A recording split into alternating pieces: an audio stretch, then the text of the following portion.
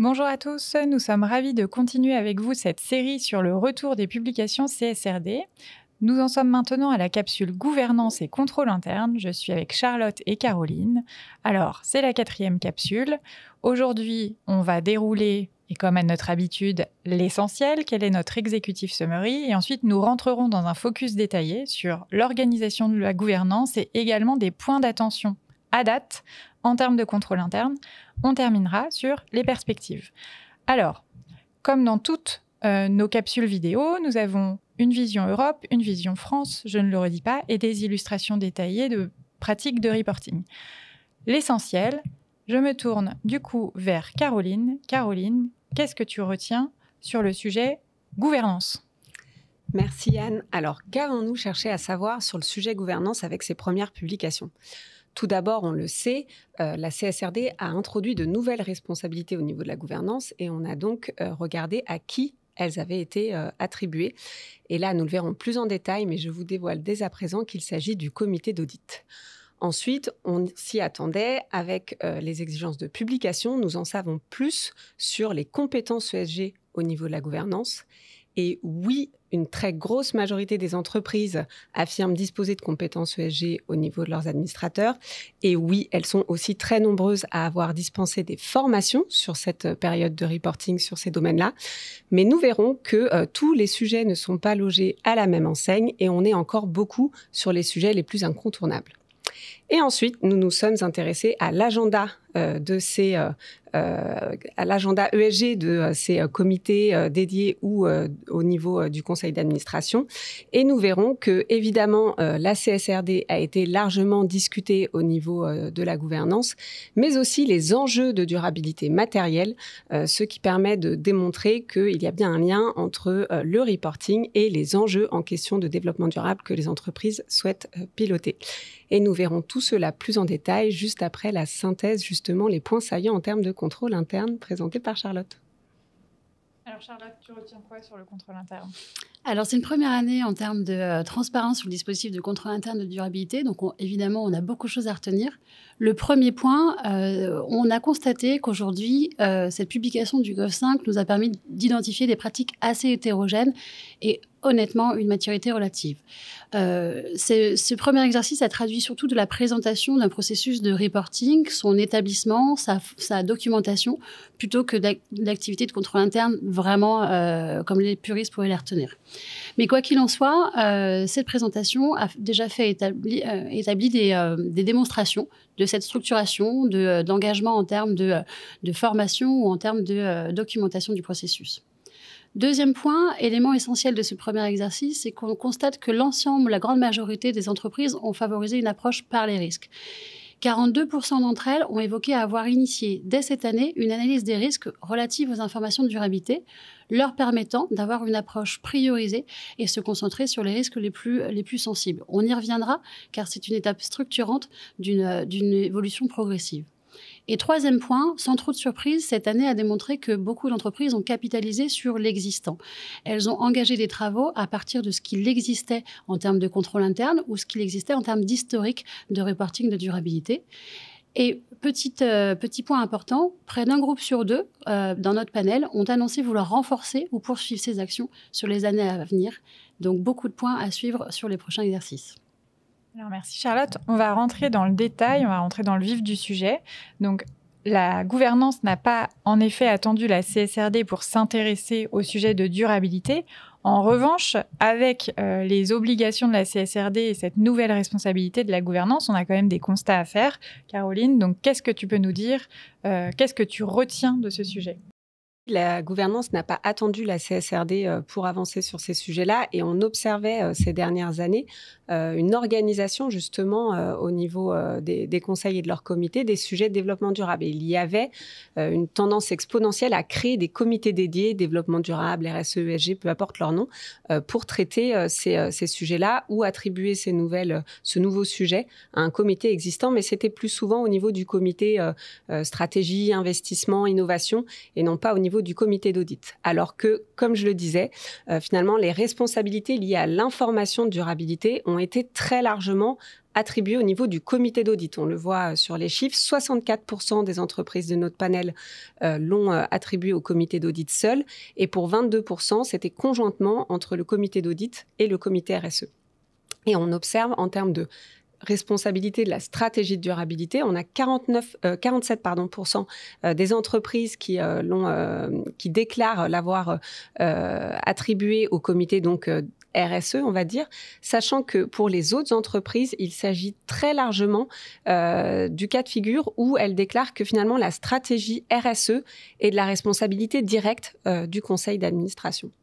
Et donc, dans cette organisation, on constate que certaines bonnes pratiques, ou ce sont même plutôt des bonnes pratiques qui se confirment, qu'on observait déjà par le passé, notamment donc ces sessions conjointes entre différents comités du conseil, ou alors avoir des membres conjoints qui permettent de faire donc ce lien entre la stratégie de durabilité et finalement les informations qui permettent de piloter le déploiement effectif de cette stratégie. Ensuite, si on passe plutôt au profil des administrateurs sur ces sujets ESG, on voit donc quasiment toutes les entreprises, 96% des entreprises de notre panel, déclarent disposer de compétences ESG au sein de leur conseil et de leur comité.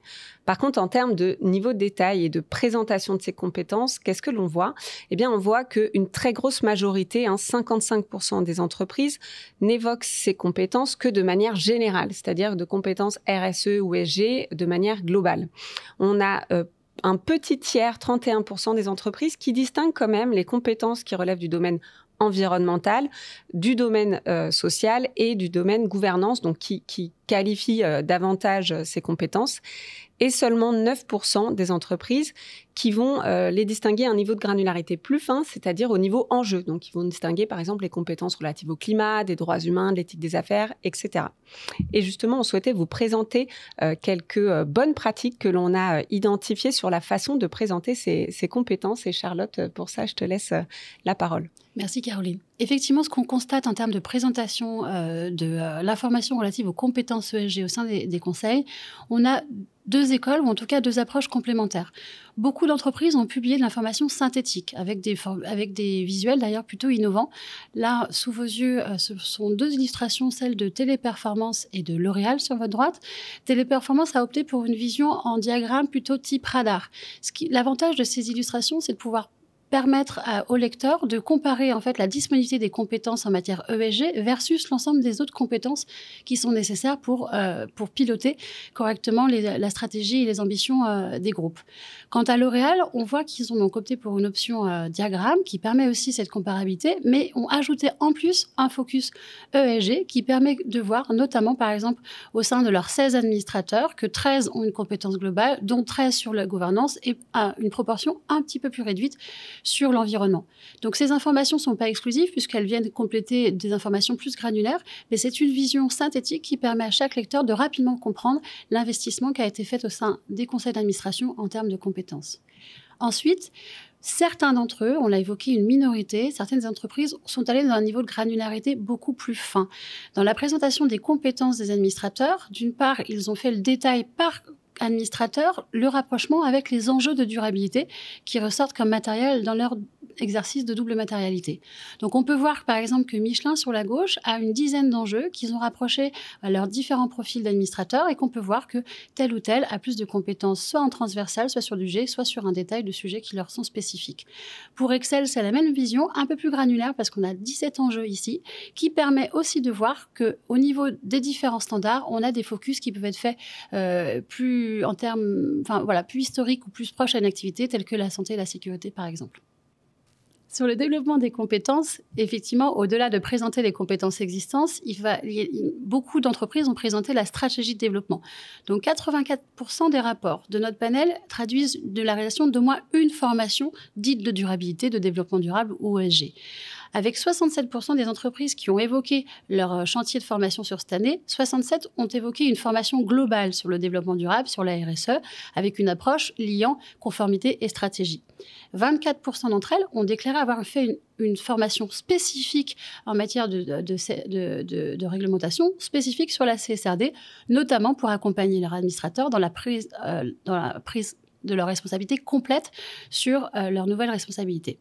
Et enfin, en complément de ces grandes formations générales, certaines entreprises ont évoqué des formations plus spécifiques, notamment sur l'éthique des affaires ou alors sur les enjeux climatiques ou la nature, qui permet d'englober des enjeux climatiques, de biodiversité ou encore de circularité.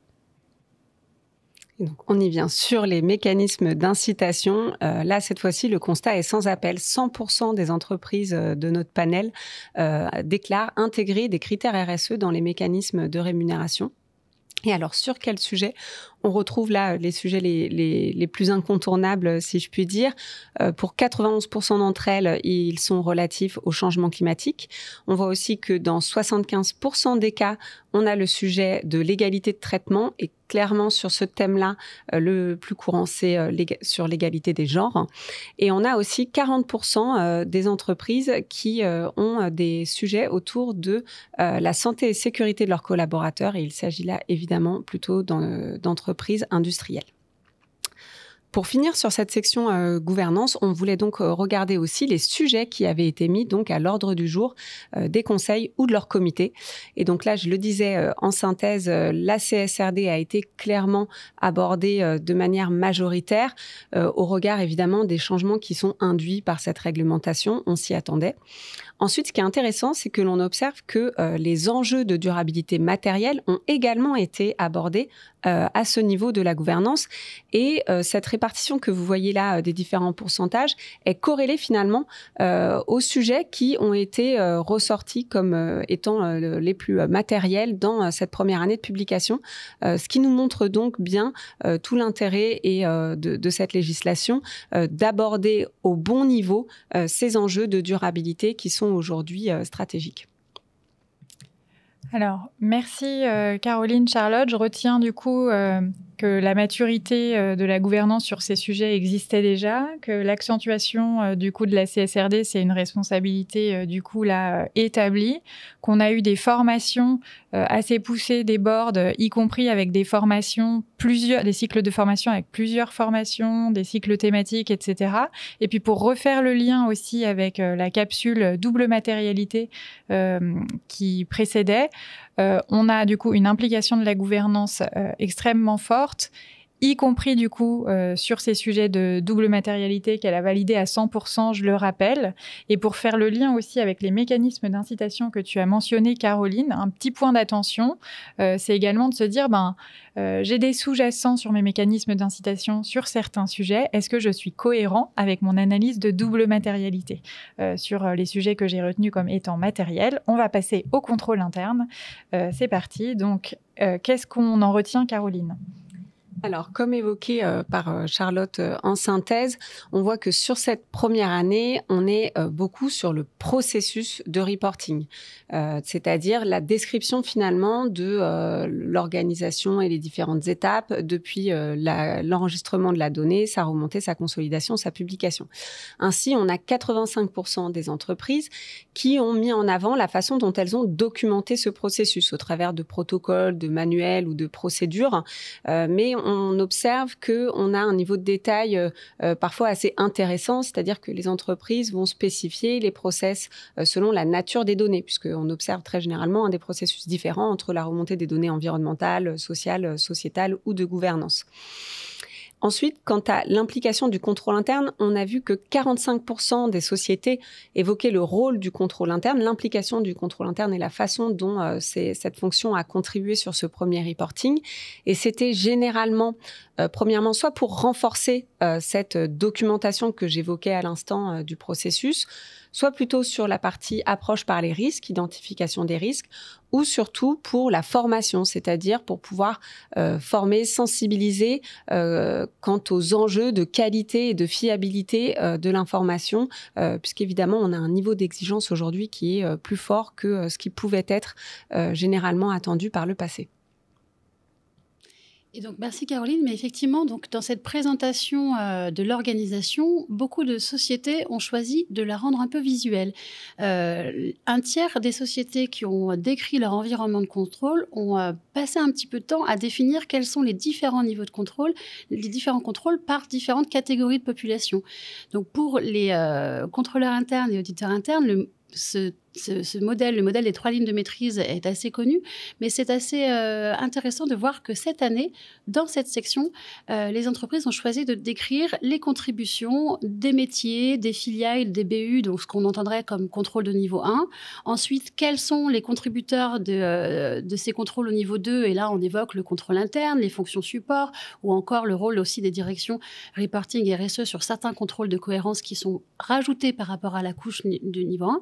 Et enfin, le niveau 3, qui est plutôt aujourd'hui très largement représenté par l'audit interne et avec certaines initiatives qu'on commence à voir émerger sur les rapports. Ensuite, on l'a évoqué, une des grandes avancées cette année, c'était effectivement le plébiscite qui a été porté à l'approche par les risques. Évidemment, très compliqué d'un seul coup d'apporter de l'assurance et de la fiabilité sur l'ensemble des informations qui vont être publiées avec la CSRD. Beaucoup de data points ont été un peu découverts un peu tardivement sur ce processus. Donc, il a été question de savoir mettre rapidement sous contrôle, ou en tout cas fiabiliser la production des données les plus sensibles. C'est le cas pour 42% des entreprises d'avoir publicité cette approche. Et concrètement, qu'est-ce qu'elles ont regardé aujourd'hui pour pouvoir prioriser l'information ? Et Anne l'évoquait, il y a évidemment le lien avec la matérialité, avec la double matérialité. Plus un sujet était matériel, plus il était porteur de risque, car intérêt des parties prenantes. Enfin, on a aussi évoqué les mécanismes de rémunération et donc typiquement l'exposition de l'information, donc une information qui est liée à de la rémunération, à un covenant bancaire sont typiquement des critères qui ont été pris en compte. Enfin, on a effectivement un certain groupe de critères qui sont plus propres à l'organisation du processus de collecte de l'entreprise. Le niveau de décentralisation, le niveau d'automatisation, la qualité historique de la donnée.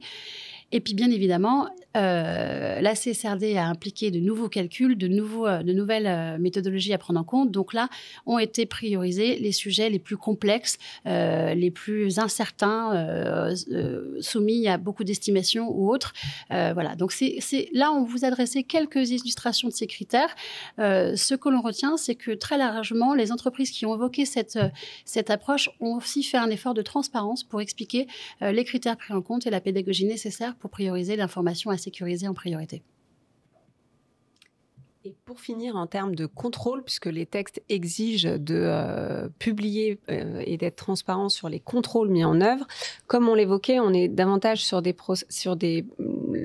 la couche environnement de contrôle processus, avec plutôt des contrôles génériques, des contrôles de type cohérence, validation, analyse de variation entre la valeur de la période précédente et la valeur de cette année, ou justification.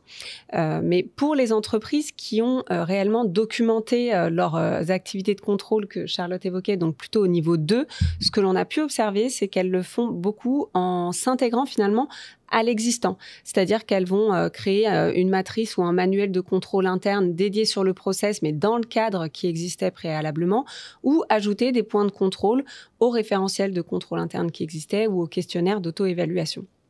Et dernier point intéressant, il y a eu d'autres initiatives qui ont été mises en avant qui permettent du coup d'avoir davantage de confiance sur la robustesse du processus de traitement de ces informations de durabilité, avec le fait de réaliser certains exercices à blanc de collecte et de reporting de la donnée, l'intervention de l'audit interne, comme Charlotte l'évoquait en niveau 3, soit de manière générale pour évaluer le reporting de durabilité ou sur certains thèmes spécifiques, ou encore pour finir la certification soit de données soit de process, et là on est plutôt dans les cas de figure où les données proviennent de tiers. Alors merci Caroline, merci Charlotte. Peut-être le mot de la fin, alors là on ne sera pas sur les perspectives omnibus, mais on va plutôt être sur les perspectives opérationnelles. Ton dernier mot? En effet, pour les entreprises qui souhaitent continuer ou s'attaquer au renforcement du process de reporting de durabilité, le premier point, si ce n'est pas fait, Notre recommandation, c'est d'impliquer les fonctions risque et contrôle sur ce sujet aujourd'hui qui est clairement stratégique. On l'évoquait, capitaliser sur l'existant, utiliser les outils déjà existants, mais aussi le réseau existant et en place au sein de l'entreprise. Et pour avoir une approche pragmatique, prioriser donc le périmètre à couvrir avec une approche par les risques afin d'être en mesure de pouvoir alimenter justement les membres de la gouvernance sur ces sujets et leurs nouvelles responsabilités. Merci Caroline. Alors, on vous retrouve pour la prochaine capsule vidéo qui sera sur le climat.